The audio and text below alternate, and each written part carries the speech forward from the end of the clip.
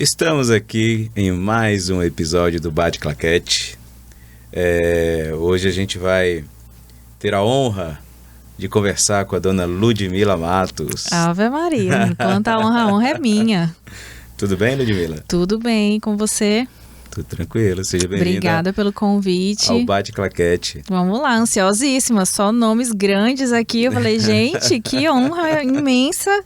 E espero que a gente tenha aí um papo bem interessante sobre audiovisual, mercado, e possa colaborar aí com os movimentos que a nossa área, o nosso ambiente, desafios, né, precisam fazer e os desafios diários que a gente precisa superar, né? Legal. Eu vou fazer aqui a apresentação da Lud. Ludmila é jornalista, formada pela UFMA, é mestre em comunicação pela PUC-Rio, PhD em comunicação e informação, redes sociais e internet pela UFRJ. Como os gaúchos falam, URGS. URGS. UFRGS, que é a Federal do Rio Grande do Sul. Atualmente ela trabalha como um head de comunicação em uma agência local. E hoje o tema da nossa conversa vai ser do cinema ao TikTok. A linguagem é o audiovisual, né? E numa rápida descrição, o mercado audiovisual é profundamente impactado pela dinâmica digital. A intensa popularização do acesso a equipamentos e a facilidade de produção de som e imagem através de dispositivos como smartphones e mesmo da publicação e compartilhamento de vídeos em plataformas digitais como YouTube, Instagram, Kawaii ou TikTok democratizaram e estão transformando o jeito de fazer filmes e vídeos. O certo é que com a crescente do mercado e da indústria audiovisual do Brasil e no mundo, o momento é de retorno à profissionalização. Para que a mensagem, som e imagem encontrem a perfeita harmonia, etapas como roteiro, produção, cenografia, animação, direção de vídeo, edição, figurino, iluminação, fotografia, finalização e sonorização otimizam tempo e custo e minimizam o risco da execução. Independente do formato, se no cinema ou no TikTok ainda estamos falando sobre e produzindo audiovisual. Resumindo, quer dizer que o vídeo ele se tornou mais amador e as pessoas de fato têm que encontrar o meio termo para poder produzir para as redes sociais, é isso? Eu acho que é sempre uma espiral, né? Cada vez que a gente tem uma transformação tecnológica, é como se a gente parasse num ponto inicial de novo. Obviamente que a gente nunca entra nesse ponto, né, na marcha zero ali, no ponto morto, a gente nunca entra sem uma referência minimamente anterior. Quando a gente vai pensar, a produção audiovisual tem sido muito impactada do ponto de vista do fazer o audiovisual. A gente teve essa fase muitas pessoas que entenderam que a gente pode fazer vídeo com celular, que a gente pode fazer vídeo com câmeras mais simples, mais caseiras. Isso é um movimento que vem desde ali do final dos anos 80, mais ou menos, quando a gente começa a ter aqueles vídeos, aquelas câmeras caseiras de videotape em casa, né? Filmando aniversários e coisas muito pessoais. E aí, quando a gente passa para esse momento em que o celular, as câmeras digitais, né, portáteis, pequenininhas, a TechPix, sim, muito famosa, e o celular se popularizam, né, se tornam financeiramente também mais acessíveis, muita gente entende que é possível fazer pequenos takes, né, eu gosto de chamar assim. E isso sim trouxe um volume muito grande, talvez, de compartilhamento de áudio e vídeo do ponto de vista de, para nós que somos profissionais da área, parece amador, né? Sim. Ou é uma estética um pouco mais caseira, para não chamar de amadora, né? Sim. E aí a gente vê esse movimento todo ali se amplificando com a popularização do YouTube, depois um imperativo do vídeo ali que também vai pro Instagram e depois se desdobra em outras plataformas, o próprio Facebook, e agora a gente tem aí a fama, né, a febre do TikTok. E aí esses meios, né, esses canais de comunicação vão pedindo com que a linguagem também se adapte, né? Os formatos, na verdade, se adaptem, porque a linguagem, no fim das contas, é sempre audiovisual. Sim. E aí a gente tem o lado muito positivo de isso democratiza tanto o acesso à produção audiovisual, quanto a uma abertura de mercado para novos profissionais virem para esse mercado, mas ao mesmo tempo numa velocidade, numa aceleração que às vezes não nos permite o tempo do aprendizado mínimo necessário para que você entre numa carreira Sim. produzindo minimamente o que é aceito como uma estética audiovisual aceitável, talvez seja a palavra, né? Mas eu acredito, assim, pelo tempo que eu venho não só produzindo, né, profissionalmente no mercado, mas também com esse movimento todo de pesquisa acadêmica, o que parece que eu só estudei, né, audiovisual, falou um monte de título, não falou o quanto de filme que eu produzi já. Dei uma respirada aqui para ir para a próxima parte. E aí, eu venho justamente acompanhando no âmbito da pesquisa esse caminho tivemos ali aquele momento 2008, 2009 mais ou menos, muito câmeras pixelizadas, enquanto a técnica interferia muito na estética ainda, né? A gente tinha aquela coisa de que todo mundo queria pegar um flagrante na rua, o eu repórter, eu tô com minha câmera de celular aqui de dentro do ônibus e filmo aquele roubo que aconteceu ali.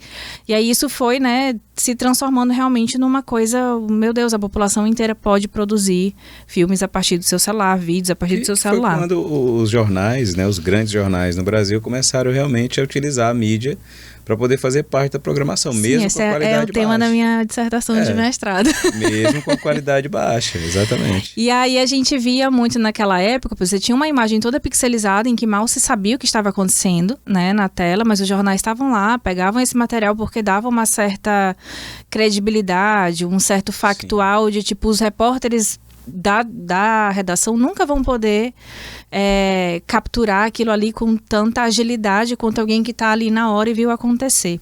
A gente teve essa fase que é muito caracterizada por essa estética um pouco afetada pelos equipamentos de baixa qualidade, né, em termos de captura, de lente, de definição. E aí, vamos para um YouTube, um início muito... Estou aqui com uma câmera ligada na minha frente e o que eu vou falar, falo qualquer coisa. O primeiro vídeo do YouTube é muito simbólico nesse sentido, né? É simplesmente um dos fundadores no zoológico dizendo eu estou no zoológico. Sim. Então a gente tem esse momento ali de estética mais caseira mesmo. Só que as coisas começam a virar um grande negócio. Criação de conteúdo para a internet começa a se tornar um grande negócio. A gente vê isso no movimento dos blogs. Os blogueiros que começam a fazer propaganda de produtos e vender seus próprios produtos também. Sim. E a gente vê essa transição entre o textual e o fotográfico caminhando para o audiovisual com a febre do YouTube e dos youtubers e dos, enfim, youtubers criadores de conteúdo. E o YouTube começa a criar uma política de monetização para que essas pessoas continuem produzindo conteúdo. Que já mudou tudo. Tudo. Foi a grande virada de jogo, né? Como é que eu consigo manter essas pessoas, esse público vindo aqui assistir coisas novas e como é que eu mantenho os criadores de conteúdo produzindo coisas novas para que sempre tenha esse fluxo, né, de público e de produtores. No mesmo período, a gente também vê a televisão migrar um pouco para o YouTube, então ela começa a testar como é que funcionaria o SBT ou a própria... Um caso muito emblemático é da própria Oprah Winfrey. Teve um teste que ela fez lá no YouTube, foi bem polêmico na época, porque o YouTube era entendido como lugar onde as pessoas comuns teriam a oportunidade de, ter sua chance. E aí começou esse momento ali de monetização, né, da própria plataforma para esses criadores de conteúdo. E com essa monetização, é uma escadinha, né? Você tem aquela experiência do audiovisual ali de forma muito caseira, e aí você vai vendo as marcas também entrando nesse jogo, aí você tem também um próprio olhar que vai amadurecendo, e aí a busca por uma qualificação de conseguir fazer vídeos melhores, conseguir ter um motion mais legal, conseguir ter uma trilha sonora que não vai gritar no ouvido da pessoa que está ouvindo isso em casa. Começaram a profissionalizar. Começam a profissionalizar a sua produção. E aí a gente passa de um momento muito... eu sozinho posso fazer um audiovisual. Eu sozinho tenho uma emissora de TV nas minhas mãos. E entender que a produção audiovisual vai muito além, né? A produção audiovisual, ela tem uma série de etapas que, à medida que você tenta se entregar mais qualidade, você começa a perceber que uma pessoa sozinha não vai existir uma produtora de uma pessoa só, né? Então, esse é mais ou menos o caminho que a gente vê, e é por isso que eu defendo, que eu acho que talvez nessa espiral de mudança de estética, de adaptação de formato, a plataforma, TV é uma plataforma também, né? A gente está, de novo, sentindo, ou pelo menos nós que somos, né, profissionais que acabamos tendo que contratar outros profissionais e tal o tempo inteiro, né, nesse jogo aí de montar equipes para produzir audiovisual, tanto sentindo a necessidade, particularmente de preciso de uma mão de obra mais capacitada, quanto do próprio mercado de entender que eles vão ter que se capacitar se eles quiserem continuar trabalhando nessa indústria. Eu não sei se você assistiu recentemente uma entrevista que foi dada para o GeoJ do Condzilla, ele explicando um pouco sobre como foi o processo de evolução dele no audiovisual. Chegou a assistir? Não assisti, mas o Condzilla é um caso maravilhoso. Nesse episódio ele falou uma coisa muito interessante, né? Ele falou que aos 18 anos ele tentou várias áreas para ele ver onde ele se encaixava. Ele tentou ser editor de vídeo, ele tentou fazer ilustração, ser um diretor de arte, e aí ele foi vendo que ele não se encaixava. Ele tentou fazer 3D, ele foi para Méliès e tentou fazer um curso para poder fazer edição, manipulação 3D, e aí ele não se encaixou mais uma vez. E aí ele começou a produzir vídeo, né? As duas cadeiras que ele inclusive evitava fazer era direção de cena, direção de fotografia. Ele falou que só esse Normalmente curso, o nosso medo é onde está o nosso talento, né? Foi isso que ele falou. E aí ele evitava essas cadeiras porque ele não queria mexer com a parte de produção audiovisual. Aí ele falou, não, eu vou ter que repetir o curso porque eu não entendi direito uma parte lá do 3D. Só que aí nesse curso tinha uma cadeira, tinha uma parte lá que ele tinha que aprender fotografia. E aí ele começou a gostar de fazer direção de fotografia, direção de cena. E aí ele foi começar a colocar em prática dentro da comunidade dele, com alguns músicos e o pessoal que estava começando. E aí veio o YouTube, começou a colocar ali no YouTube e ele começou a ver realmente uma monetização. As pessoas começaram a se ver, né, da comunidade ali nos clipes, em videoclipes mais ou menos profissional, né, dentro da possibilidade e mas a qualidade técnica hoje dele é impressionante. Então, aí ele, nessa entrevista, ele fala, eu percebi que quando a coisa ficou séria, que eu de fato tinha um canal, e esse canal ele estava sendo visto, ele tinha uma determinada audiência, eu tive que me profissionalizar. Eu não podia continuar com os vídeos amadores que a gente tinha. E aí, na evolução dele, não só técnica, ele começou a se identificar como um gestor de equipes. Ele falou que eu não sou mais o profissional que faz a cena, faz a fotografia, mas eu consigo trazer esses profissionais e gerir o maestro. E gerir uma equipe que de fato me entregue um material bom. E aí foi quando ele começou a dividir a produtora dele em 3 frentes. Uma que é produção para Netflix, que foi o Sintonia. Outro, ele produz publicidade, né? E outra vertente que produz só videoclipes musicais. E ele falou que cada vertente tem uma equipe diferente, porque ele, como gestor, identificou que os profissionais... São formatos diferentes, expertises diferentes. Exatamente. Os profissionais, eles não se misturam para determinadas expertises. Então, assim, o canal dele é o YouTube. Só que ele começou a fazer o sucesso com os vídeos mais amadores, com qualidade menor. Tanto que a câmera que ele fez os primeiros clipes era uma câmera fotográfica que fazia vídeo. E não a câmera de vídeo. Sim. Né? E aí ele começou a perceber que de fato ele tinha um poder gigantesco nas mãos, que era uma emissora de TV através do canal dele. Né? E aí quando você, enfim, YouTube é muito minha praia, e tu identifica justamente isso, na evolução do YouTube, tu vai ter esse primeiro momento ali que o pessoal chama de era de ouro do YouTube, que é essa era um pouco mais romântica, todo mundo fazendo vídeos amadores, experimentando formatos, linguagens, era realmente assim, uma peça quase artística, assim, estou fazendo isso para expressar o meu ser, né? Sim. Só que a produção audiovisual, e isso é uma coisa importante de falar, eu acho que isso é algo que está ficando muito para escanteio, né? No meio do mercado, quando a gente vê muitas pessoas que não vivenciaram nada ainda, né? E entram, compram sua câmera legal e vão, né, tentar entrar nesse mercado e oferecer serviços como videomaker, o custo que a produção audiovisual traz consigo, né? Porque além do custo intelectual de todos os profissionais que participam, porque ela é uma cadeia produtiva, né? O audiovisual, ele é uma cadeia. Então, eu tenho a pessoa que faz o roteiro, eu tenho o diretor de cena, eu tenho a pessoa que faz o figurino, eu tenho a pessoa que faz a maquiagem, eu tenho a pessoa que é o assistente de estúdio, eu tenho o assistente de áudio, são muitas pessoas, né? Em algum ponto, quando você está aprendendo, é como se você estivesse na faculdade, né? Você vai tocar muito ali, superficialmente, cada uma dessas etapas. E aí, quando você vai para o mercado e vai oferecer isso como um produto, ou quando você vai tentar desenhar isso enquanto o seu produto, que é o caso do Condzilla, por exemplo, sim, aí você entende que o negócio é muito mais robusto do que parece. Porque aí você entende... Vai começar a entender a sustentabilidade do negócio, sim, né?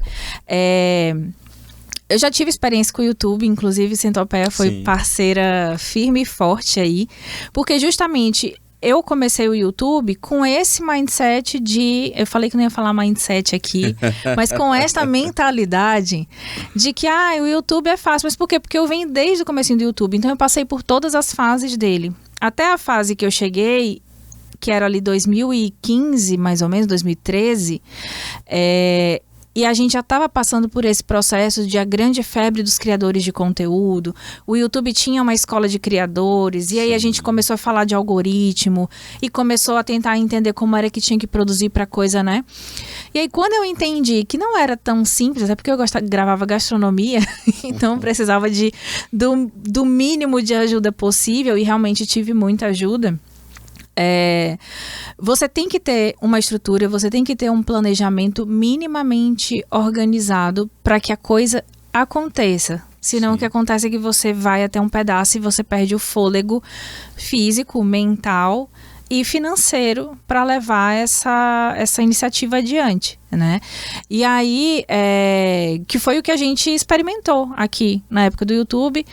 Na época em que uma frequência saudável de YouTube era 2 vídeos por semana, e a gente já, nossa, é muita coisa para entregar em 2 semanas, e obviamente, 2 pessoas profissionais do mercado, maior. A gente tinha ali um certo rebuscamento estético que a gente, sim, queria entregar, porque a gente não poderia também entregar qualquer coisa, e aí foi que a gente foi entendendo que tanto faz ser produção audiovisual para a TV, para a publicidade, para o cinema ou para o YouTube, a produção, que é o que faz o audiovisual ser o que é, precisa de muita gente. Precisa de muita gente e precisa de investimento também, sim, né? E aí a grande sacada dos criadores de conteúdo do YouTube, que é quando a gente vê isso se transformando,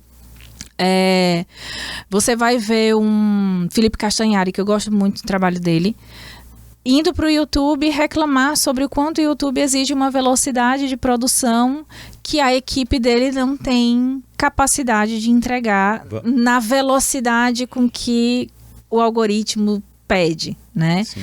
E eles começam a enfrentar uma série de desafios que eles são uma provocação contra a própria cadeia, assim, do audiovisual, e ao mesmo tempo um ponto de reflexão sobre estamos acelerando tanto a produção audiovisual para o quê, né? Para quem é o grande beneficiado nisso, pronto, o quanto eu ganho. Eu vou trazer uma reflexão dessa mesma entrevista do Condzilla, ele falando que a primeira temporada do Sintonia, ela foi feita em tempo recorde. E sabe qual foi o tempo recorde dele? 3 anos. Sim. Ele falou que é surreal produzir um material daquele em 3 anos. Ele falou que é um prazo muito apertado. Quando a gente fala 3 anos, para uma pessoa que não conhece como funciona os bastidores de uma produção audiovisual e os custos... E principalmente quando você vai para produção cinematográfica, Exato. né? Produção de dramaturgia. Porque assim, para quem produz para YouTube e não entende como é produzir para uma plataforma como Netflix, você tem que respeitar padrões técnicos, né? E entre esses padrões técnicos que a Netflix ou a HBO, ou então outros canais cobra do produtor...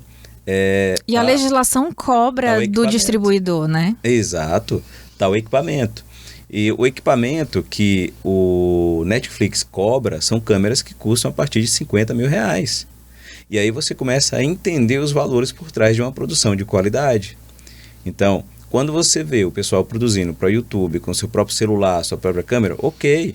Temos aí o iPhone 15 que está com qualidade maravilhosa. Porque é o formato daquela plataforma. Exatamente. Né? E hoje em dia, muito pouco dos profissionais, os youtubers que têm lá 10 milhões, 50 Sim. milhões, 100 milhões de seguidores, a tendência é que quando eles chegam num determinado status ali, de que esse número de inscritos dá certas autorizações para eles ali dentro da plataforma, eles começam Sim. a ter um atendimento mais exclusivo. Deu algum problema no meu canal, tem uma pessoa humana que tá ali por trás para ajudar a resolver.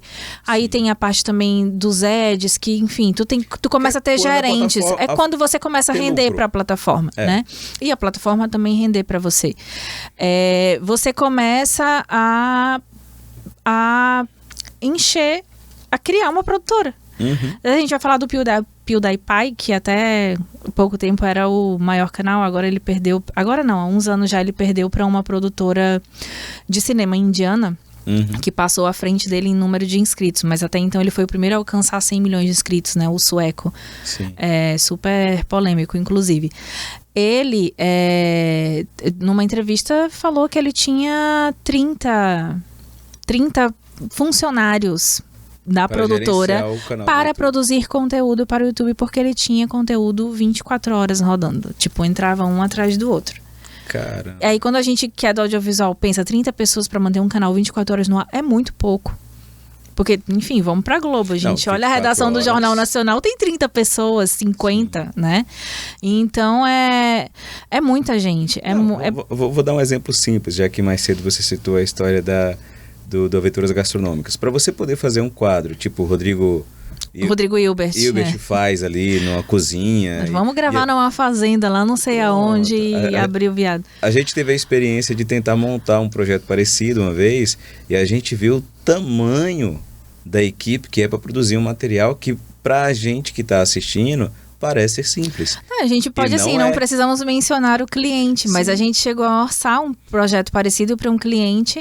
Quando o cliente se deparou com os custos, olha, vamos repensar se a gente está no momento de entrar no YouTube agora. E aí vem outra reflexão.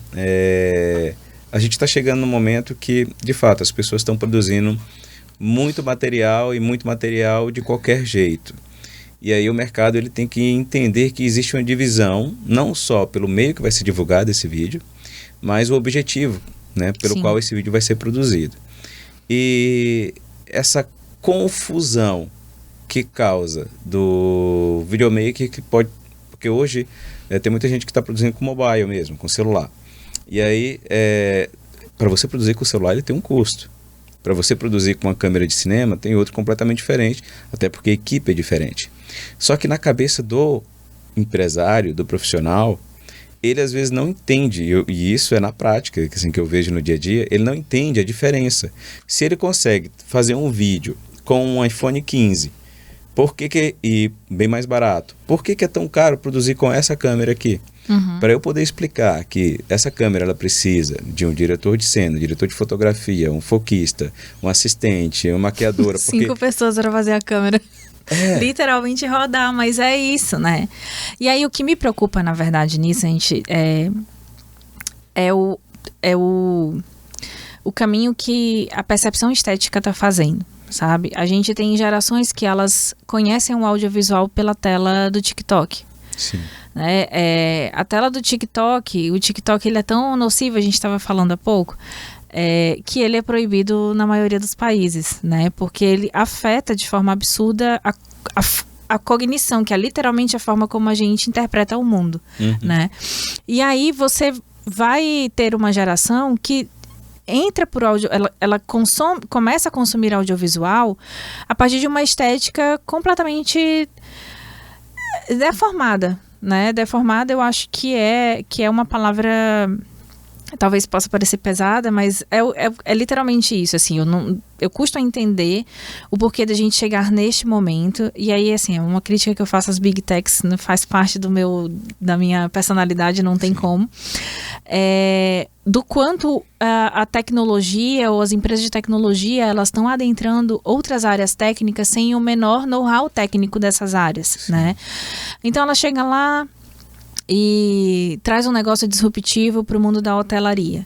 E aí, de repente, ela derruba um mercado todo institucionalizado e ela não sustenta o mercado que ela própria criou, e daqui a pouco esse produto deixa de existir e causou só uma grande disrupção negativa, né? Dentro de um contexto... Criou um modelo de negócio que não se sustenta. Assim, porque você não é só o mercado ele afeta os empregos, ele afeta pessoas, a vida do profissional lá no fim, na ponta do filho dele lá, sabe? Sim.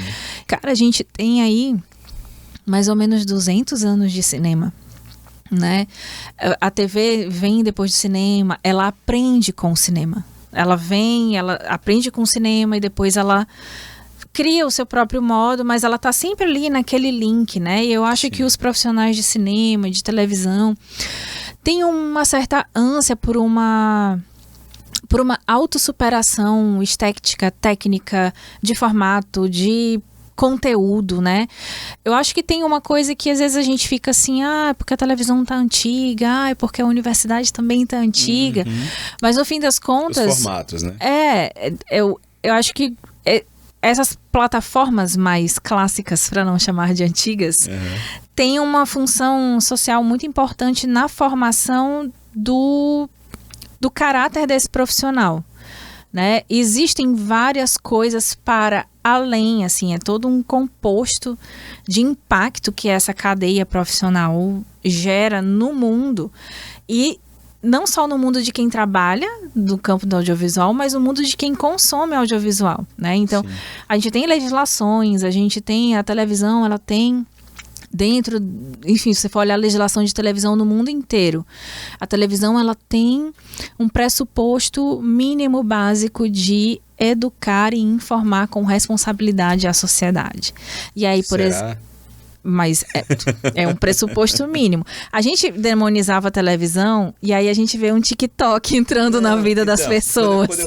Quando eu falo será, e aí já é o velhinho aqui fazendo um comentário, a própria TV ela também perdeu um pouco a mão em relação ao conteúdo que ela entrega. Demais, gente. A gente teve pânico na TV. Não estou dizendo que tudo que a TV faz é maravilhoso e está correto. Mas eu falo assim, pra gente, eu acho que as TVs elas estão tentando também se encontrar nessa questão de geração de conteúdo para atender exatamente essa nova geração que está acostumada a receber conteúdo raso, né? De TikTok, desse 15 segundos, 30 segundos. 30 segundos, aquela retenção de atenção nos 3, 4, 5 segundos, né, iniciais, ou então o cliente, né, que está assistindo, ele vai passar.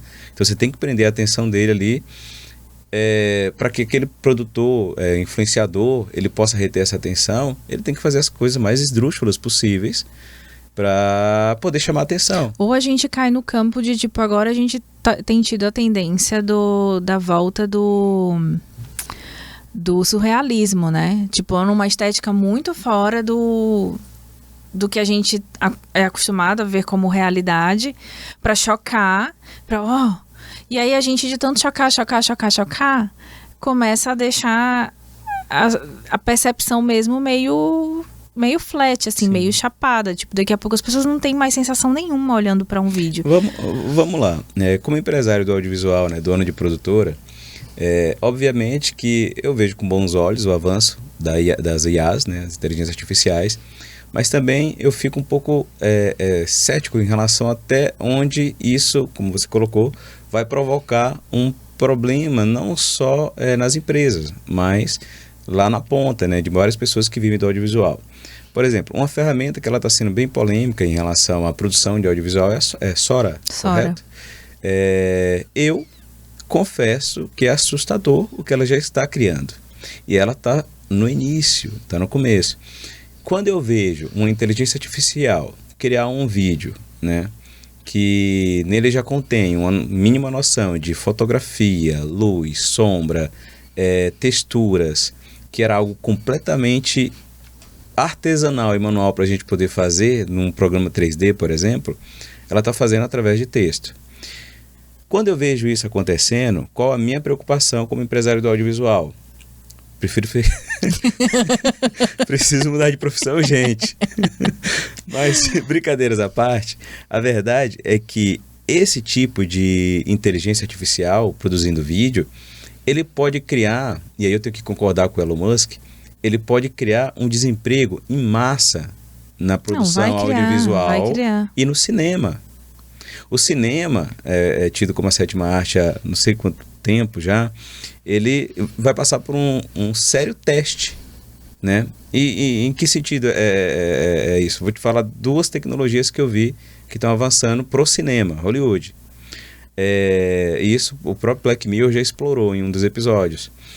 Eles vão começar a pegar a voz do ator. Os locutores. Não, a voz real do ator, a face do ator, mas o ator não vai precisar trabalhar. Ele não vai precisar... aquele episódio com É sensacional aquilo ali. Sim, eu vi esse episódio. É sensacional aquilo ali, porque a partir do momento que você vê esse tipo de tecnologia conseguindo dublar o teu timbre de voz, ele conseguindo fazer um deepface em um personagem, em algo que foi estruturado por um IA, né? Que depois para a área jurídica vai ser um prato cheio, isso é para um monte de coisa. Mas você de fato desempregou ali, no mínimo, pelo menos uns 100 a 200 profissionais que trabalham em cada filme de longa-metragem. Talvez a veia acadêmica, ela torna a gente muito crítico, né? Então a gente está sempre, literalmente, procurando um problema e investigando hipóteses para entender um fenômeno. Então a gente tem uma linha de raciocínio sempre muito crítica, assim. Eu sou muito defensora da tecnologia, mas eu não sou defensora das big techs. Então a gente tem aí uma separação muito... É porque, tipo assim, a tecnologia ela vai surgir, ela vai ser desenvolvida, isso é inevitável, a gente não tem como voltar atrás. Eu ainda tenho resistências ao conceito dessa inteligência artificial generativa, principalmente quando ela adentra uma coisa que para mim é o que nos caracteriza enquanto humanos, que é a capacidade de expressão através de linguagens artísticas em geral. Então eu não entendo muito bem qual o propósito de criar uma IA que imite, que colete, que compile, que imite o que a expressão humana é capaz de entregar, né? Enfim... Talvez isso seja ainda um problema para a nossa geração, para a próxima nem tanto. Talvez as pessoas na próxima geração vão curtir mais um show holográfico do que com um artista real no palco. Mas, de fato, assim, a gente vai enfrentar nos próximos anos transições de mercado muito intensas. O impacto vai ser grandioso. A gente vai passar por uma nova onda de, câmeras todo mundo com câmeras pixelizadas. A gente vai ter uma nova onda de filmes feitos com a ajuda de IA. Sim. Né? E aí tem outros contextos também que me deixam muito preocupadas. Eu acho que a gente vai ter problemas com o conceito de autoria. Quem é o autor? Que era uma coisa muito humana, né? Eu sou a cabeça pensante dessa obra, agora eu penso junto com essa máquina, e essa máquina me entrega e eu edito, então aonde existe uma coparticipação. É uma coparticipação, e aí quem é o coautor? O coautor é o dono da tecnologia. Sim. Aí a gente já tem um ponto que eu vou deixar reticências, plantando sementinhas na cabeça do ouvinte. Não, mas é aquilo que eu falei, o avanço dessa tecnologia, que ela consegue imitar, né? Imitar no sentido de copiar literalmente a voz, o rosto, os jeitos. Assim, direito de imagem. Direito de imagem, tudo isso. Olha, essa semana eu fiz um teste com... Não sei se você já viu um assistente de voz do ChatGPT para celular. Você já viu que... Já vi alguns vídeos. Então, eu fiz um teste com ele essa semana. E aí eu perguntei se ele poderia simular sotaques. De repente ele me falou, começou a conversar comigo puxando R. E aí eu falei, mas se você fosse paulista, como é que você conversaria? Ele começou a falar com sotaque paulistano. E aí eu fui brincando com regiões. Então, aquela preocupação que eu tinha, por exemplo, com o mercado de dubladores, locutores, que antigamente eu falava assim, não, isso nunca vai ter o mesmo know-how de um ator que consiga de fato dar emoção e interpretar. Eles simulam, porque o banco de dados é gigantesco. Já está conseguindo. É literalmente a gente voltar de novo. Nós temos 200 anos de produção audiovisual, que foi refinada ali, ó, milimetricamente, foi, né, reexperimentada, foi testada, foi, enfim, compilada em evolução de equipamento, evolução de técnica de texto, de atuação, de, enfim. E tudo isso é muito acessível para IA, tipo, ir lá, coletar e destrinchar aquilo e imitar, porque o que ela faz é imitar.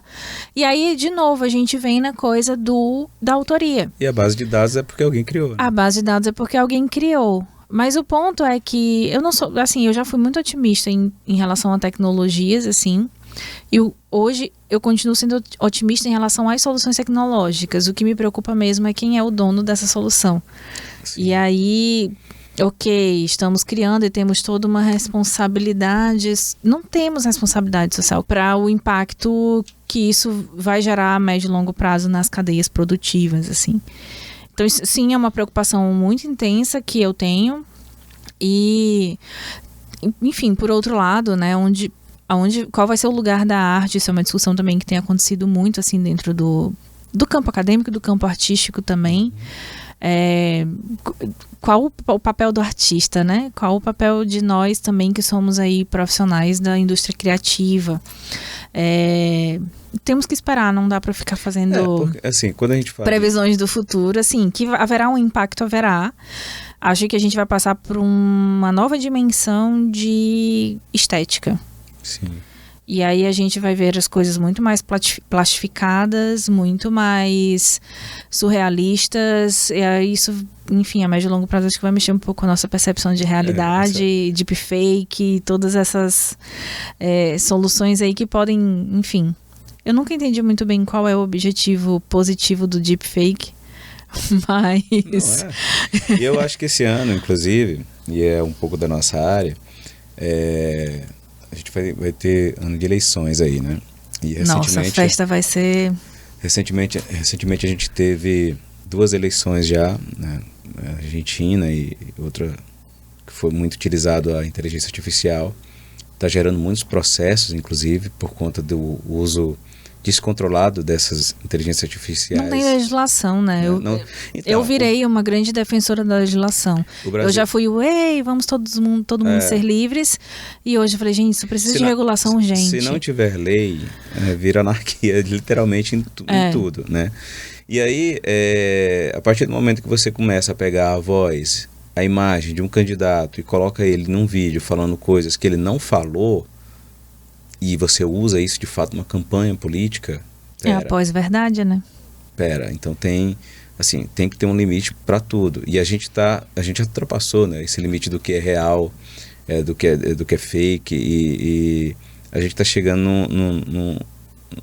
numa era muito complicada. Assim, tem outras experiências que a Ludmila teve aqui, que daqui a pouco eu vou pontuar. E aí depois, esse livro que você é autora, ele está à venda em alguma plataforma? Não, ele é um livro bancado pelo contribuinte público, pelo contribuinte brasileiro. Então esses resultados são resultados de pesquisa, né? São 2 livros, tem, que é A Estética do Real e Vídeos Amadores, né? Ele está à venda na Amazon. Esse tá na Amazon. Esse tá na Amazon. Depois você me passa o link que eu vou colocar no episódio Tá bom. para o pessoal conhecer. E ela é coautora também do livro Dimensões para o Estudo de Influenciadores Digitais, publicado em parceria com as professoras Alessandra Primo e Maria Clara Monteiro. Isso. Correto? Pela Edufba. Pela editora da Federal da Bahia. Da Bahia. E em 2023 teve um projeto de websérie aprovado pela Lei Gustavo. Polêmica. A produção está em fase de pré-produção, né? Esse material, esse livro, na verdade, que tu utilizou, é a tua defesa, na verdade. Na verdade, assim, a minha tese de doutorado é sobre o impacto do YouTube na criatividade, né? Então, como é que a forma como o YouTube é desenhada interfere na forma como os criadores de conteúdo produzem conteúdo. Sim. Né? E aí a gente vai falar de frequência, monetização, a percepção dos criadores de conteúdo em relação ao trabalho, a publicidade, como é que eles fazem investimento em equipamento e como é que isso, né, se conforma na estrutura criada para produzir conteúdo para o YouTube. Você sabe que você vai virar funcionária desse livro todo ano porque vai precisar de atualização, né? Sim. Mas, enfim, ele é só um Você vai trabalhar para esse conteúdo. Aí a gente... Enfim, eu tô querendo ir pro pós-doutorado agora. Vamos ver se...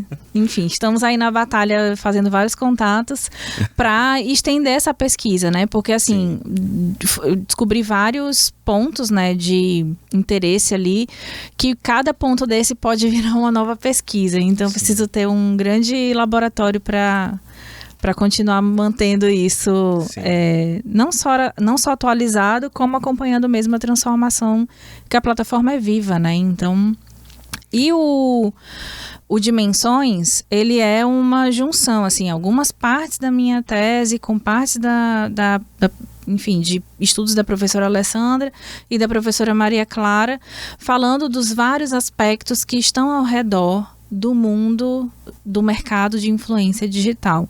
E aí a minha parte especificamente trata de produção técnica, né? A parte no que concerne a produção audiovisual. A gente fala um pouco também de o que é ser celebridade, como é que se constitui o mercado de ser celebridade. Tem também alguns capítulos sobre publicidade infantil, que é um ponto muito importante dentro do YouTube. E aí a minha contribuição aí ficou mais realmente com a parte técnica no que concerne a produção audiovisual do ponto de vista técnico e estético. Você acha que... Lá vem.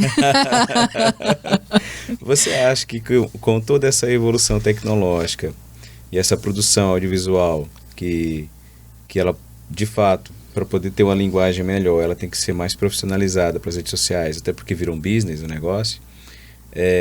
Como é que as empresas estão vendo hoje as redes sociais? Ela está sendo vista como o maior meio de comunicação, não só questão de postagem, mas produção de vídeo. Ou você acha que outros canais como TV, mídias off, que é outdoor, impressos, ainda tem alguma participação no interesse dessas grandes empresas? Assim? Sempre que vem uma novidade, o mercado passa por um momento de alvoroço. Nossa, essa é a nova solução incrível, Organizações Tabajara, vai dar, né? A gente vai seguir isso aqui, enfim, vai dar tudo certo. Eu acho que o mercado passou já por esse momento de redes sociais vão resolver toda a nossa comunicação. Pelo menos assim, dentro do contexto em que eu estou atuando hoje, né? A gente passou por várias fases. Tem aquela primeira fase em que o cliente, né, ele chega na casa e tudo é áudio, tudo é redes sociais. Sim. Vamos fazer uma estratégia só para as redes sociais. E aí, quando a gente vai, né? Aí tem custo de produção, mesmo que a gente vá para soluções mais acessíveis do mercado, há um custo nisso, porque ninguém vai trabalhar de graça para ninguém. E a rede social, por si, ela é um desdobramento, hoje, na minha visão. Né? Uma grande estratégia de marca, ou uma estratégia de marca eficiente, e até de posicionamento de produto mesmo, né? A não ser que você vá parar lá naqueles caras gurus do marketing digital que vendem e-book para a eternidade e todo o produto deles é digital, pode ser que essa comunicação possa ficar ali. Mas se fosse assim, eles não fariam mega eventos ao vivo com centenas de pessoas na plateia para criar autoridade, né? Então, assim, eu acho que ela exerce hoje um papel importante. Eu acho que qualquer empresa, marca, instituição pública, ela precisa estar ali, mas se ela tiver um posicionamento estratégico para compartilhar. Senão, eu acho que talvez não precise, tá? Sim, eu acho que em alguns casos talvez não precise. Sim. Mas eu acho que a gente está de novo, eu adorei, impliquei com a palavra espiral hoje, a gente teve aquele momento de vamos todo mundo para a rede social é a grande solução de tudo, e aí não é suficiente. Eu já vi. Não é suficiente, assim, e aí a gente começa a entender, o próprio cliente começa em que outros lugares eu posso me ativar, de que outras formas eu posso criar visibilidade para minha marca, que não seja só ali, né? Tipo, onde é que eu posso pulverizar isso? Uma estratégia de comunicação válida e eficiente não joga todas as moedas num canal só. Então, com essa relação do canal, né? Que o empresário geralmente acha que todo mundo tem que estar nas redes sociais, né? Eu acho que 3 pessoas já essa semana me falaram ou melhor, perceberam na prática que não. Nem toda empresa tem que estar nas redes sociais. Você só vai para a rede social se você estiver disposto a colocar uma estratégia de interação com o público na rede social. E o produto ou o serviço que está sendo oferecido, ele tem que fazer um sentido. Porque, de fato, tem muito produto que ele é vendido só em balcão.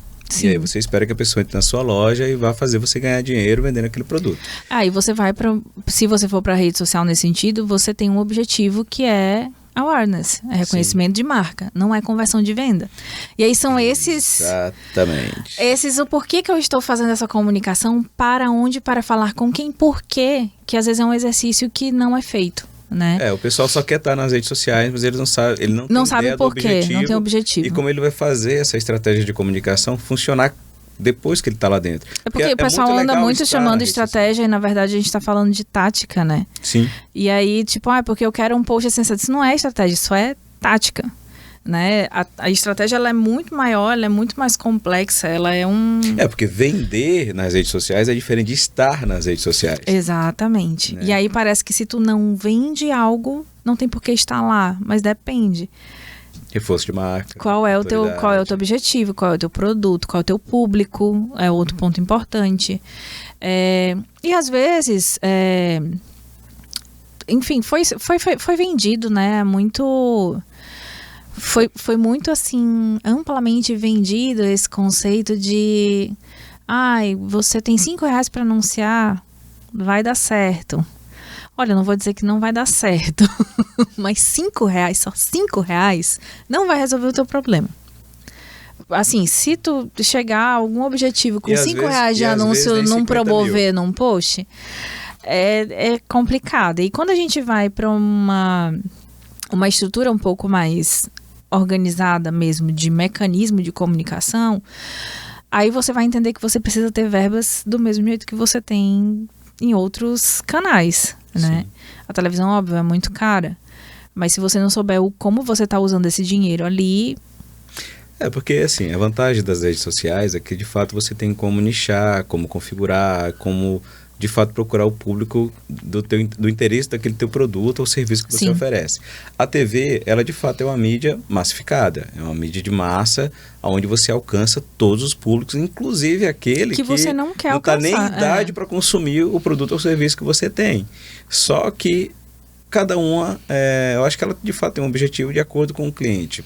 Às vezes o cara oferece um produto, um serviço, ou às vezes ele é um médico, ele está ali inovando numa compra de um equipamento novo e ele quer mostrar para a cidade, olha, aqui nós temos o laser de última geração.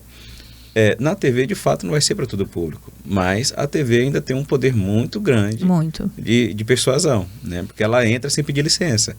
Nas redes sociais, quem vai atrás é você, né? Então, existe uma busca diferente, assim. A TV está ligada, ela te vende a licença sem fazer nada. Né? Sim. E redes sociais você escolhe. Entre aspas, né? Escolhe, né? Dependendo do que você falar, o algoritmo vai te entregando e fica enchendo o saco. Assim, acho que tanto as mídias tradicionais quanto as redes sociais, os dois têm vantagens e desvantagens, né? E aí o que vai fazer uma grande diferença no meio disso é a estratégia. Sim. É você entender como cada canal desse funciona. Você, acho que é, acima de tudo, entender a sua própria marca, o seu próprio negócio, o seu próprio produto. Porque, assim, é isso, fazer um comercial é tático, não é estratégico. Sim. Agora, se eu tenho um planejamento de comunicação para 2, 3, 10 anos, aí a gente está falando em estratégico. Né? O tático, assim, ele às vezes ele pode ter um retorno ali rápido, sim, mas ele não é sustentável. Né? Pelo menos assim é o que a gente tem aprendido e reaprendido diariamente ali nos fluxos da agência, né? E testando, porque esse é o ponto, né? Internet a gente testa, otimiza, aprende, otimiza de novo e essa é uma das grandes vantagens também, é a gente aprender com erro rápido e evitar um prejuízo maior, né? Que às vezes quando a gente vai para a TV, por exemplo, a gente faz um grande investimento, né? E quando aquilo não retorna talvez do jeito que a gente propôs, é difícil de conseguir virar essa tática, né? Mas acho que não é o ponto, né, de demonizar nenhuma nem outra. Acho que elas vão continuar coexistindo. Tem funções diferentes. O rádio tá aí ainda. Agora a gente tem um podcast, enfim. Acho que tudo vai acabar vai acabar encontrando uma forma de coexistir e a gente é que tem que dominar o que para onde cada canal comunica melhor, né? Sim. Para ser mais pontual nessa reta final aqui do podcast, Ping-pong da Marília Gabriela. Não é isso? De frente com o Gavi. Mas tem algumas perguntas aqui que eu pontuei que de fato não é questão de resumir, né? Porque é um assunto muito vasto para a gente poder explorar. Daria para falar mais umas 2 horas aqui. Tem muita coisa ainda para ser explorada. Não só na percepção de quem está utilizando o vídeo, quem está produzindo o vídeo, mas de fato nessa parte de estratégia como o vídeo é usado, não existe receita certa, né? A gente sabe que cada produto, cliente, informação, comunicação, isso ontem a gente estava com o Lucas aqui e ele trabalha com agência digital e ele falou que o maior desafio dele depois que ele abriu a agência, né, é identificar exatamente a personalidade do digital influencer, se de fato ela tem a ver com a marca que ele está divulgando. E aí o empresário a menina tá bombando, eu quero que ela fale da minha marca. Tem 1 milhão de seguidores, eu quero ela. Então, às vezes essa menina, ela tem 1 milhão de seguidores que não é os seguidores que vai comprar o produto que ele quer vender. Então, às vezes ele está só gastando com a postagem e aí vem da prática e da vivência, né, do dia a dia, a pessoa entender que o produto ele tem que estar aliado ao público daquele canal. Eu não acredito muito que influencer é a melhor estratégia de conversão, não. Eu acho que eles alcançam outros objetivos de comunicação. Sim. E o mais difícil conversão de venda. De venda, entendi. Então, para mim, influencer é muito awareness, é muito reconhecimento de marca. E a gente quer conversar com a comunidade daquele influencer. Né? A gente não quer... Não é uma propaganda. E é isso que às vezes as pessoas não entendem. Quando a gente vai construir conteúdo com um criador de conteúdo, a gente não está comprando visualização. Sim. A gente está comprando conversa. A gente está comprando relacionamento, interação. E acaba puxando um pouquinho daqueles seguidores para o perfil do Exatamente. Do cliente, né? Meu ponto esta pessoa tem um discurso alinhado com o discurso da minha marca, eu tenho interesse na comunidade dela. Sim. E aí pode ser que a comunidade dela também tenha interesse em mim, porque a gente fala sobre as mesmas coisas, ou por coisas muito próximas. Então a gente costuma, às vezes... É o famoso criar conexão. Tratar o influenciador como um veículo de comunicação. Sim, ele é uma mídia. Ele é um tipo de mídia. Mas a forma como essa comunicação funciona dentro daquele contexto não é como da TV, tá aqui, põe o meu vídeo no ar. Não é esse o ponto, né? E aí, às vezes, acontece essa confusão do tipo, eu quero visualização. Mas visualização é a mesma coisa de botar na TV E todo mundo visualiza. E eu falar com todo mundo que às vezes eu não quero, né? Sim. A questão é conexão e aproximação. Entendi. Então, pelo menos assim, é o meu raciocínio, né? Vai ter gente... Mas de fato faz muito sentido.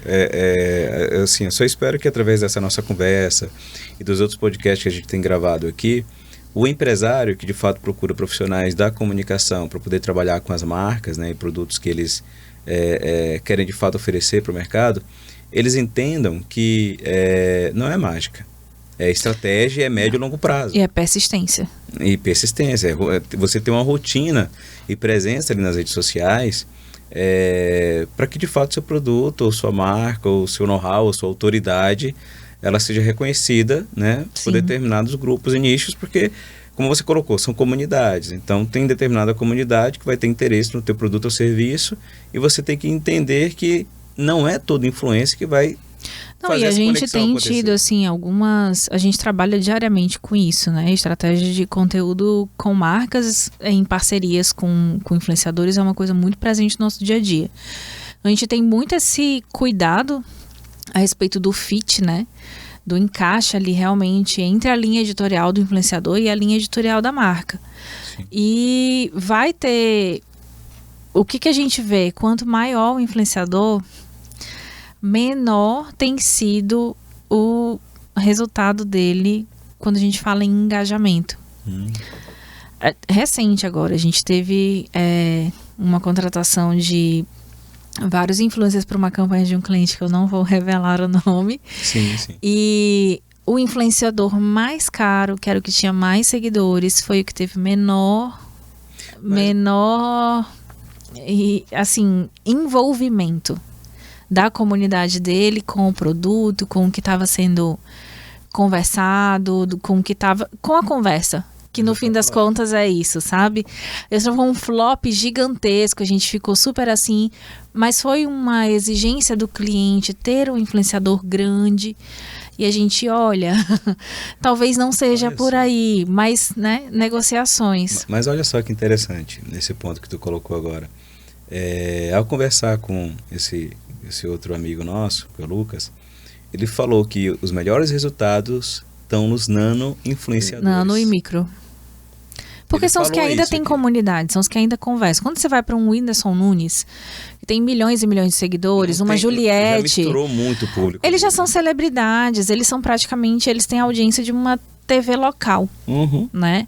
Então é muito amplo, é difícil você estabelecer o que realmente cria um engajamento na plataforma, que é a conversa. Sim. Literalmente é isso, né? E aí, às vezes... às vezes a gente olha, né? Eu já fui blogueira e aí eu ainda tenho uma herança de seguidores ali daquele período. E às vezes eu publico uma coisa boba, tipo, sei lá, um prato de comida, né? Bonito e tal. Às vezes eu tenho mais engajamento do que uma pessoa que tem, sei lá, 50 mil seguidores. Sim, que eu recebo, fato, a gente olha ali. Interesse ali ainda, há uma comunidade de interesse, há um nicho, há pessoas interessadas em conversar sobre comidas bonitas, né? E aí às vezes eu fico assim, gente, mas minha publicação, que hoje sou só uma pessoa física, tem mais engajamento, gera mais interesse do que de uma pessoa que tem 50 mil seguidores. O que acontece? Enfim, hipóteses, né? Mas é um ponto de fato interessante. Tem compra de seguidor, tem... Não tem uma linha editorial coesa, consistente. Um dia fala uma coisa, outro dia fala outra.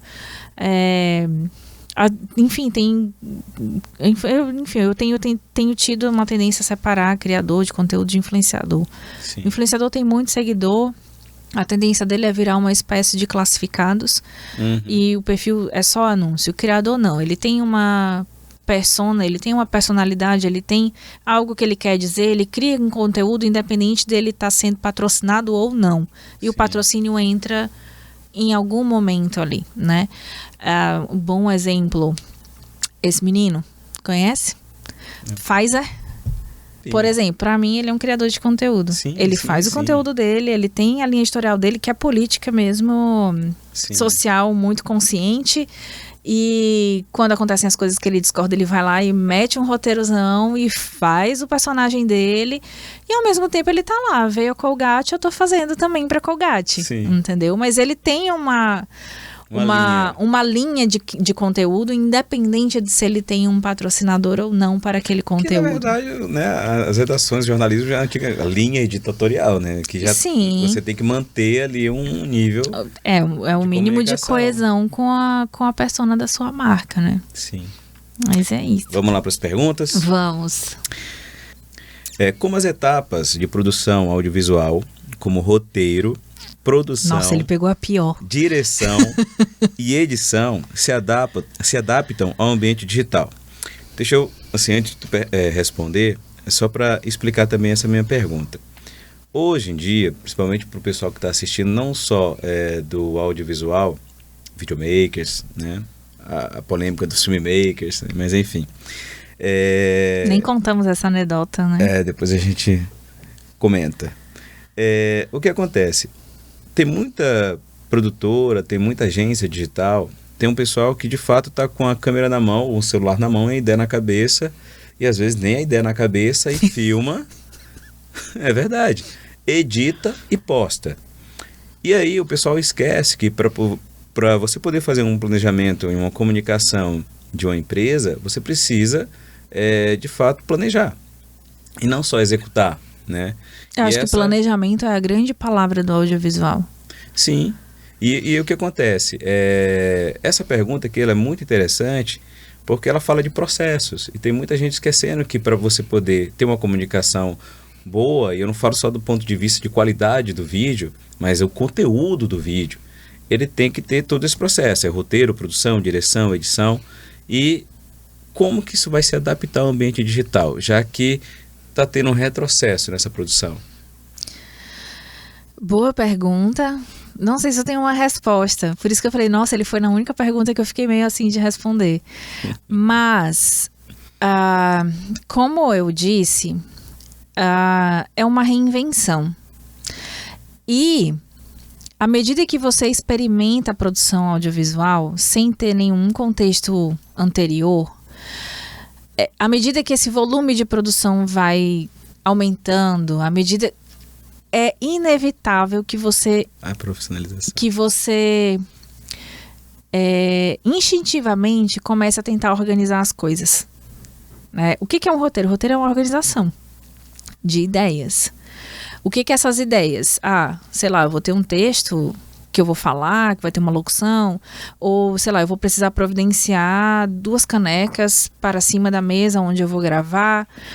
Enfim, eu acho que o audiovisual para redes sociais, ele ainda está ele tem ainda características bastante parecidas com a produção do telejornalismo. Eu chego lá, eu tenho aquela pessoa para falar, e aí... Mas assim, o telejornalismo, ele minimamente tem uma pauta, que é um roteiro. Enfim.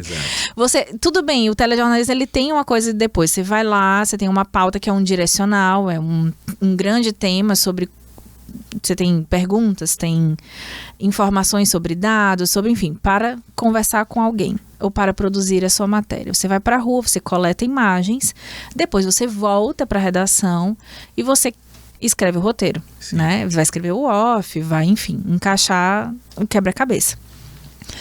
Então, eu acho que, assim, primeiro, a gente está fazendo vídeos muito, muito curtos, então, aparentemente, não tem necessidade de ter um roteiro.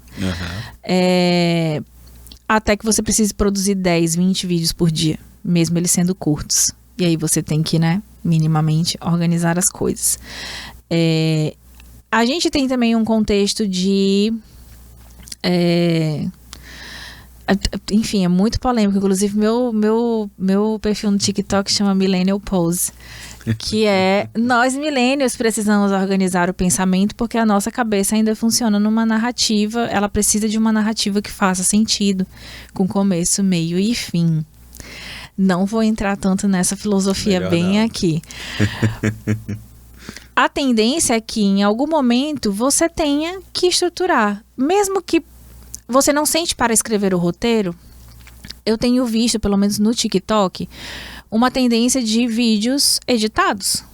Editar é um roteiro em si. Sim. É um outro roteiro, né? Você vai criando uma história. Editar é um outro roteiro, é uma outra roteirização. Você faz takes aleatórios e você dá sentido a isso com uma montagem, né? Então, talvez o roteiro ainda esteja na cabeça das pessoas, ele só não tá naquele formato... Pois é, mas a pergunta... Ela que é o nosso roteiro aí. Escrito, vamos lá, né? Pra tu não se enrolar, tu tá enrolando muito nessa resposta. Tu sabe que eu sou prolixo. A questão é, a partir do momento que você quer vender uma ideia, você tem que botar ela no papel para fazer um compartilhamento com outras pessoas. Não, Beto, nós temos brainstorm. Ok, só que ali você vai reunir pessoas dentro do teu nicho, da tua turma de criação, né? Mas você precisa vender essa informação depois para o teu cliente. Eu acho que você não vai precisar de um roteiro especificamente, tecnicamente, como a gente fala, enquanto você está produzindo sozinho no quarto da sua casa. Não, tudo bem, mas aqui eu estou tentando puxar para o mercado mais profissional. Né? Como é que você vende para um cliente uma ideia se você não vende através de um roteiro? Boa pergunta, vamos aprender com a nova geração. Então, eu sou milênio. Enfim, eu vou até pular que eu... Não, pula porque essa pergunta ela é muito difícil, assim. O que eu vejo? O mercado enxugando um tipo de roteiro. Né? Um roteiro que, de repente, ele tem mais demarcações visuais e direcionais de temas. Sim. Vamos falar sobre isso, sobre isso, sobre isso, sobre isso. Tipo como se fosse um checklist. Sim. E não necessariamente o roteiro com o texto todo prontinho, com todo aquele desenho de câmera, cena 1, cena 2, cena 3, cena 4. Não, eu não falo nem de formato, eu falo mesmo de sentar para escrever até a sinopse do vídeo. O vídeo tem que começar assim e tal. Beleza, agora aí vem na minha cabeça sempre por que ele tem que começar assim? O que ele vai vender? Qual é a ideia? É só a marca está presente nas redes sociais, eles querem vender que eles são legais, são uma marca cult. E a gente a gente tem pequenas marcas que nunca pararam para pensar sobre seu posicionamento. Sim. E aí tudo se resume a aparecer nas redes sociais quando ela não sabe exatamente o que ela quer comunicar. Então, em algum momento, esse exercício vai ter que ser feito. Mesmo assim, grandes marcas que nunca fizeram. Vai voltar, em algum momento vai ter um profissional que vai lá e que vai demandar isso, sabe? Eu acho que é esse negócio de, tipo, a gente não vai ter todo mundo na mesma página ao mesmo tempo. Nunca, né? E tu vai ter cada vez microempresas, micromarcas fazendo essa entrada no mercado. À medida que elas crescem, elas vão se estruturando. Aí, em algum momento, elas vão estruturar um marketing, e o marketing vai começar a pedir mais coisas. E aí, enfim, acho que é uma tendência da gente enxugar, talvez, alguns processos em que a gente herdou do cinema, que são etapas que acabam se transformando em muito metódicas, né? A televisão já deu uma enxugada nisso, acho que a rede social enxuga um pouco mais. Mas, honestamente, eu não acredito que a gente vá permanecer nessa loucura do fazer audiovisual com alguém que não tem a menor noção do que está fazendo. Por isso que eu inverti as perguntas. A primeira pergunta foi exatamente isso, né? Porque não existe mais o processo, né? Para a produção do audiovisual. Existe. E aí vem aí vem a primeira pergunta. Como você vê a influência das plataformas digitais, como o TikTok e Instagram, na forma como as pessoas consomem o conteúdo audiovisual hoje em dia? Por que essa pergunta é interessante em relação à primeira? A influência do TikTok e o modelo de vídeo que é postado no TikTok, como é vendido esse conteúdo, não é o que também está influenciando os profissionais que de fato sabiam como trabalhar e agora estão atendendo a uma demanda de mercado, que está sendo pouco exigido irracional. menos. Está sendo exigido menos. Está sendo exigido menos conteúdo, mais velocidade na entrega e conteúdos mais rasos. E eu falo não só no sentido de influenciadores que criam, de fato, conteúdo, mas na maneira como as marcas se vendem nas redes sociais. Então, é muito comum, e eu, como consumidor aqui dos stories e rios de Instagram, é muito comum eu ver empresários, eles abrem a câmera, eles falam uma bobagem ali durante 15, 20 segundos, ou fazem uma brincadeira com um funcionário e acham que ele está presente nas redes sociais. Sim. Influenciado pelo que o TikTok vem apresentando. Aí é a marca sem personalidade, na minha visão, tá? Hoje eu atendo grandes marcas, né? E essas grandes marcas, a gente está sempre num exercício muito constante de entender e de redesenhar e de compreender a grande estratégia de comunicação. Eu chamo de grande, não significa que ela tem que ser grande e muito metódica. Mas o que a minha marca fala, o que meu produto vende, com quem eu quero me comunicar. A gente está o tempo inteiro voltando nesses pontos para entender com quem a gente está falando, por que a gente está falando, do jeito que a gente está falando. Então, muitas vezes chega... O cliente, às vezes, ele não faz esse momento de autorreflexão. Né? De tipo, ele tá ali, ele tem que vender, ele tem que comunicar, ele tem que, enfim, bater as metas dele. E aí vem o nosso... Eu também tô falando de um lugar muito privilegiado, né? Porque eu tenho uma equipe gigantesca, maravilhosa, mas que também, assim, repercute muito uma visão que eu tenho sobre como produzir conteúdo para a internet.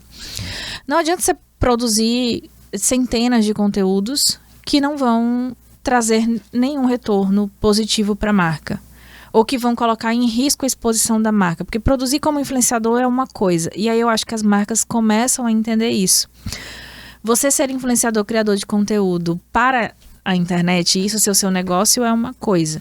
Você, enquanto marca, se posicionar estrategicamente, posicionar sua visibilidade da forma como você quer ser percebido pelo público, é uma outra coisa totalmente diferente. Então, sim, a gente tem algumas pressões ainda de, porque o algoritmo, porque aquela trend, porque tem que publicar todo dia. E aí, a gente tem uma coisa muito linda nesse mundo todo chamada dados. Que a gente vai lá e testa do jeito que o cliente está pedindo e demonstra para ele, olha, publicar todo dia está sendo menos vantajoso do que publicar 3 vezes na semana um conteúdo em maior profundidade, assim, assado, porque o teu público funciona desse jeito. Sim. Então, não é inspiração divina que vem. A gente tem dados hoje também que dão esse direcional. Sim. E quando você aprende também a ler os dados e a fazer também esse exercício de a minha marca é isto, né? Essa ânsia, ela tende a se refrear um pouco. Agora, obviamente, sei lá, você tem uma microloja de biquínis no bairro e aí você vai tratar possivelmente com o videomaker que não entende muito de comunicação e tá querendo, enfim, fazer a grana dele ali, e ele vai querer fazer vídeo e justificar que ele tem que postar, porque vocês dois... Produto, preço. Um profissional que ainda é novato no mercado e no contexto inteiro da comunicação, com um cliente que também não tem domínio sobre visibilidade, comunicação, estratégia, enfim. E aí essas duas pessoas se encontram. E isso, enfim... acontece. Dá um match no sentido de... Dá um match até que não dá resultado. E aí o que acontece? O videomaker é dispensado porque o que ele está fazendo não está dando resultado. Ou, enfim, vai na loja, não tem roteiro, não tem proposta, não tem nada, faz um vídeo, pega uma trend, às vezes ele viraliza um pouquinho, consegue, sei lá, 10 mil visualizações. Para uma loja que tem, sei lá, 300 clientes, é legal. E aí, enfim, mas aí... eu não tenho como medir se essas visualizações têm uma relação com o meu aumento de venda, ou nem sei se minha venda aumentou no fim das contas. Então, assim, acho que depende muito do contexto em que a gente fala. Quando a gente vai para marcas um pouquinho mais estruturadas, a gente tem dado, a gente explica, a gente defende, a gente também está falando com colegas que entendem a linguagem, e aí é por isso que a gente fala da importância, eu acho, de, tipo, é tudo linguagem audiovisual. É isso, é sobre linguagem, né? Inclusive, para você comandar a Sora, você vai ter que entender de linguagem audiovisual. Como pedir, né? Como é que eu vou pedir um plano plongé contra plongé, fotografia estilo não sei quem e tal? Eu tenho que estudar linguagem audiovisual e eu tenho que entender como é que essa conversa acontece no nível técnico. Porque, ok, eu vou ter a IA que vai fazer pra mim, mas se eu não souber o que eu tô pedindo pra IA, ela vai me entregar. Já tentou usar as ferramentas de imagem de IA da Adobe, o Firefly? Sim. Cada comando que eu dou lá acontece uma grande besteira. Por quê? Porque eu não sou designer gráfico, eu não sei o que eu tô comandando. Sim. Eu não tenho o domínio dessa linguagem. Eu tenho que aprender a pedir para ela me entregar uma coisa. Então, por isso que eu entro sempre nessa defesa de tipo, cara, nós temos uma linguagem, nós temos um ferramental técnico gigantesco e fabuloso para usar em benefício do nosso próprio trabalho enquanto produtor audiovisual, seja no cinema, na televisão, no TikTok, aonde for. Você acredita que as novas tecnologias, como óculos de realidade aumentada e inteligência artificial, podem influenciar e alterar completamente a forma como nós vamos produzir o audiovisual e consumir o conteúdo nas plataformas digitais? Sim. A tela é algo que pode ser extinto futuramente? Acredito totalmente nisso. Obviamente, através de tornar também mais acessível o preço, né? A gente está em busca de experiências cada vez mais imersivas, né? O audiovisual, ele é uma experiência de transposição, de percepção, assim. Mas eu acredito, assim, que a gente vai ter essa tecnologia. Enfim, a Apple não lançou aquele óculos à toa. Para mim, ela está fazendo teste, coletando dados apenas e fazendo vocês bancarem. Eu não comprei, não comprarei até pelo menos a quinta... Como é que é a frase? Se você não comprou, você que é o... Se você não pagou pelo serviço, você é o pagamento, né? Seus dados é o pagamento. E aí muita gente comprou e devolveu, mas enfim, a Apple está coletando dado. Então eu realmente acho que existe um futuro muito mais imersivo do ponto de vista audiovisual. Sim. E resumindo de uma forma bem simples, a tecnologia ela evolui nem sempre por uma coisa boa, né? Eu provoco todo mundo aí a entender por que o TikTok está sendo banido em alguns países, né? Vários países. Não é só essa questão da coleta de dados, né? Até porque o Facebook faz isso, o Google faz isso. Exato. Então, eu acho que toda plataforma, a grande moeda deles, né? É o dado, é o seu dado, enfim. Mas tem um ponto de preocupação que a gente realmente tem que ter com relação à qualidade do conteúdo que está sendo entregue por essas redes e quem está produzindo esse conteúdo. Porque essa preocupação, de fato, de profissionalizar novamente a produção do audiovisual, ela nem sempre é só para vender algo, não é só a marca, mas é também para entregar um produto de qualidade, ou através de um curta-metragem, de um longa-metragem. E a gente vem com todas as ferramentas que a gente utilizava lá no cinema, trazendo para as novas mídias, né, para poder, enfim, ter um material de qualidade, um material melhor. E às vezes a gente quer contratar também o videomaker e ele não entende o roteiro que sai, por exemplo, da agência. Sim. Porque ele não entende o nome dos planos, não entende o nome de enquadramento, não entende...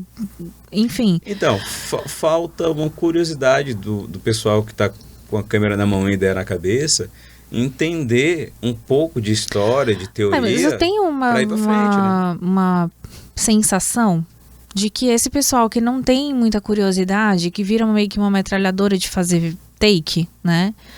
Não se sustenta muito tempo no mercado também, porque esse mercado em que ele se posiciona dessa forma perde sua sustentabilidade, sabe? Sim.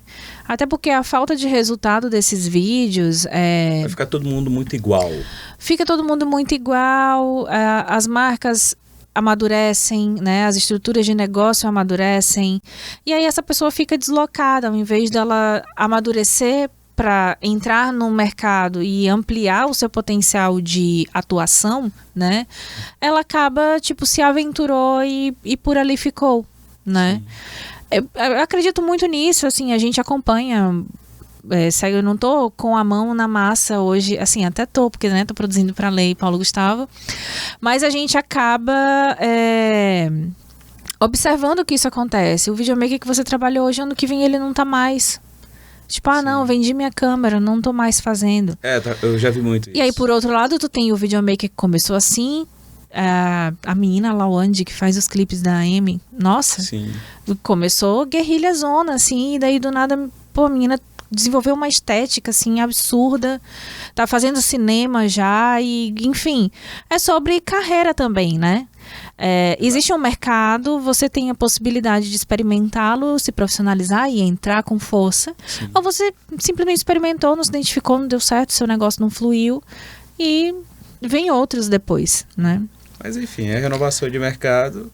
Inclusive quem Natural. quiser se capacitar para o audiovisual, teremos curso gratuito pela Lei Paulo Gustavo, Opa. tá? Estamos só esperando aí o recurso da prefeitura, hein, prefeito? Para começar a divulgar a programação. A ideia é que aconteça ali até junho. E, enfim, vamos falar de linguagem audiovisual, curso Linguagem Audiovisual para Todos e Todes, né? Sim. E vamos, enfim, abrir realmente as portas para capacitar o mercado. Todo mundo que quiser entender um pouquinho de audiovisual a partir dos conceitos clássicos e enfim, abrir possibilidades para a gente transformar isso e trazer para outras plataformas, acho que vai ser muito legal. Eu acho muito válido. Inclusive, vai ter esse mesmo curso, você vai ter aulas também presenciais, tem esse projeto, ou vai ser tudo voltado para o vídeo? Vai ser tudo voltado para o vídeo, estou considerando fazer talvez presencial fazer aqui na Centopeia, Betinho. Pode fazer. Temos um estúdio à disposição. Eu acho legal ter essas oficinas realmente presencial. A gente tem já a escola de cinema, tem uma turma aí que já está chegando no mercado e de fato tem uma sede de conhecimento, que é o que a gente fala, tem muita gente começando aqui em São Luís, principalmente, sem conhecimento, justamente porque não tem ninguém oferecendo. A gente sabe também que a gente não tem uma oferta de capacitação muito grande. Essas coisas têm melhorado bastante. A escola de cinema é um grande avanço nesse sentido. Sim. Mas se capacitar no audiovisual sempre foi uma coisa muito custosa para nós daqui do Maranhão, né? Sim. Tu mesmo diga que, né, frequentemente faz fora. investimentos absurdos para fazer um curso em São Paulo, para ir num evento, né, nos Estados Unidos, para estar ali ambientado com realmente o que o mercado está desenvolvendo. E aí a proposta é muito essa, assim, é compartilhar esse conhecimento aí de anos de produção com mão na massa, misturado um pouquinho também com a visão de pesquisadora, que acho que acrescenta alguns toques diferentes. E, enfim, convidar também outros profissionais para participar desse momento e a gente realmente capacitar a mão de obra, porque o mercado precisa. A gente tem aí uma projeção de bilhões de investimento no mercado audiovisual brasileiro. Sim. Temos as plataformas de streaming, temos aí Netflix lançando edital o tempo inteiro, rodas de conversa para venda de pitch de séries. Tem muita gente assim de olho nesse mercado, mas esse mercado é um mercado, como tu falou, que precisa de profissionais realmente capacitados, né? Porque o custo no entorno disso é alto e a gente precisa da garantia da entrega, né? Sim. E assim, vendo por esse momento, né, que o Brasil vive de realmente ter muito incentivo e verba para poder produzir no audiovisual. E Amazon Prime, enfim. Não, mas eu falo assim, a gente que é do Norte e Nordeste, a gente sempre vê essas verbas indo mais para o Sul, justamente porque não tem uma mão de obra bem qualificada. Mas está mudando, Betinho. Não, eu sei e vejo que está mudando. Mas a expertise, principalmente com os projetos, em como poder realmente captar esses recursos, a gente não tem muitos cursos voltados ainda para cá, nesse sentido, entendeu? A gente, assim, até deixar, né, a sugestão para o pessoal, sigam o Maranhão na Tela, né, no Instagram. Eles têm tido, assim, eles, na verdade, são 15 anos, né, mobilizando aí o mercado e cada ano eles trazem aí uma programação bem... Ao longo do ano, várias programações de capacitação. Então, assim, é pequeno porque a estrutura, né, é pequena, depende muito do financiamento público, mas tem sempre acontecido cursos, assim, a Mavi é muito excelente no ponto de ser curadora de tudo isso, e é onde a gente tem tido possibilidade, né, de realmente ter formação. Eu mesma já fiz vários cursos Maranhão na Tela, quando não dava para sair daqui. Mas assim, o mercado maranhense de audiovisual está se estruturando cada vez mais, então a gente realmente não é que eu não quero o videomaker, não, eu quero que o videomaker venha a qualidade da mão e de se obra. capacite e que a gente tenha muito mais oportunidade de chamar muito mais gente para trabalhar em todos os campos do audiovisual e não só fabricando takes para redes sociais, sabe? Entendido. Eu acho que a gente conseguiu passar nosso recado. Amém. Né? E é um bate-papo mesmo para o pessoal que está no audiovisual e quer entender um pouco como dois representantes de empresas que trabalham com grandes marcas e a gente atende o público, o privado, e algumas coisas que foram colocadas aqui é realmente um ponto de reflexão para quem está entrando no mercado, para quem quer trabalhar com audiovisual aqui em São Luís e entender de fato o que as empresas esperam, né, da mão de obra de cada um de vocês que estão. E que é um mercado trilhando muito isso. maior e muito mais lucrativo quando você tem capacitação. Isso Exato. também é muito importante. Exato. Agradecer pelo convite mais uma vez, estou me sentindo imensamente feliz por essa oportunidade. É bom conversar com É bom conversar com interlocutores, audiovisual, né? É muito bom falar de audiovisual e, enfim, parabenizar também a tua iniciativa. Acho que esse é um espaço de conhecimento, assim, de mercado muito válido, Sim. que a gente não tem muitas alternativas nesse sentido aqui, então acho que é muito importante para a gente entender como o nosso mercado acontece, né? Sem estar só consumindo conteúdo de São Paulo, de Rio, de Brasília. Nossa realidade, eu posso falar de boca cheia, né? Já pinguei em vários pontos do Brasil. As realidades são muito diferentes, né? Certo. Tanto do ponto de vista técnico quanto do ponto de vista de investimento. Mas enfim, a gente está aqui tentando fazer acontecer e amadurecendo o nosso mercado também. É um audiovisual de guerrilha. Mas é bom para um Cacilda, né? Pois, Lud, obrigado por ter Eu vindo, que agradeço. Tá bom? E acredito que haverá outras vezes com outros assuntos. Né? Estou às ordens, Mais polêmicos, precisando. inclusive. Sim, a polêmica é sempre bem-vinda, né? Pois, gente, obrigado por estarem aqui até agora. A Lud, obviamente, vai voltar com outros assuntos, mas agradeço a todos que ficaram aqui até agora e até o próximo episódio do Bate Claquete. Obrigada, até.